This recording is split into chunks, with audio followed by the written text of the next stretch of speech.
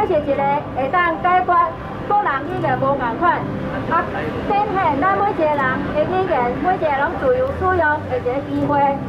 甲好友，无论是立法院也好，无论是其他相关的政府机关也好，拢爱开始注重培养通译人才。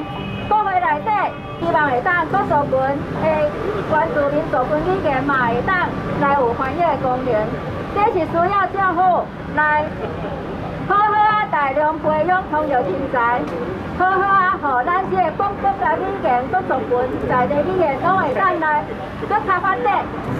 有这个通译的这种培养了后，咱相关的产业嘛会当搁较发展，这是咱今日主要的诉求。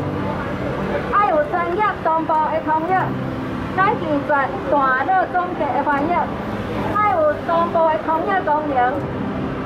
咱开始来学习听别人的语言，就算咱无了解对方的语言，咱互相来学习。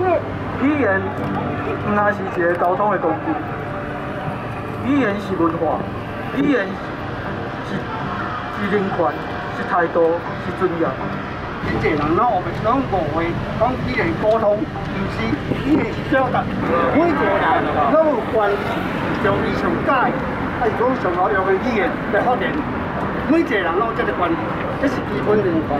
咱台湾就是一个多语言、多族群、多文化国家。多元的文化本质就是咱的价值，咱应该爱互相尊重别人的文化。因为语言对阮来讲，唔单是沟通的工具，阁是咱族群的灵魂，嘛是咱族群的精神。时阵的时阵，会使用华语聊啊，其他国家语言，这其实就是表达一种尊重。阮感觉这对于取得语言平权的社会目标是一个最要紧嘛、最关键的一步。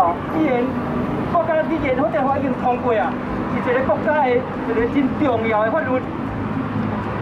任何一个官员，我真爱遵守。咱嘛期待讲一个国会，还有一个同意的这个法律，地方政府、议会，也是讲办公的所在，但管还有一关设置。台湾在尊重任何一个族群的语言文化，爱直接开始做起。那么期待政府爱落实国家语言发展法。然后生意刚刚嘛不咯？哦，都阿妹，一个他们这国家开不到 ITO 啊，然后。那我接下来用华文哈，因为我们的那个现场没有同步的这个口译哈，族群之间哈只有差异没有高低哈，所以我们希望说大家能够真正的尊重哈，尊重跟认同各自彼此的文化跟语言，然后落实我们现在的国家语言发展法。我会记得我的学校的时代，因全台湾的人啊，无几个人会晓讲北京话，但是讲这是通。但是地方的官员甲阮阿公、阮阿嬷讲，这是政府的语言，恁所有台湾人拢总爱学北京话。虽然因无几个人会晓讲啊，所以大家拢会拼一学。甲即摆时阵，即摆国防部官员甲阮讲，大部分的台湾人拢加听有北京话尔，所以咱应该用多数的语言就好。像那你60年前安尼讲，一个人伊伫伊家己的土地，就算伊干那会晓家己的语言，应该嘛爱会当伫遐徛起，伫遐生活。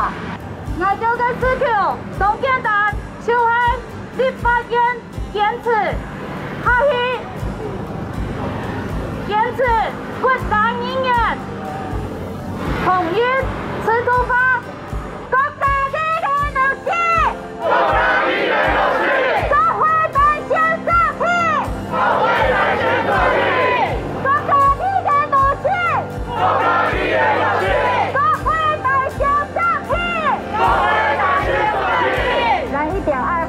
今嘛讲上几天班的同业的制度，紧来会好，咱做伙来打拼，感谢大家。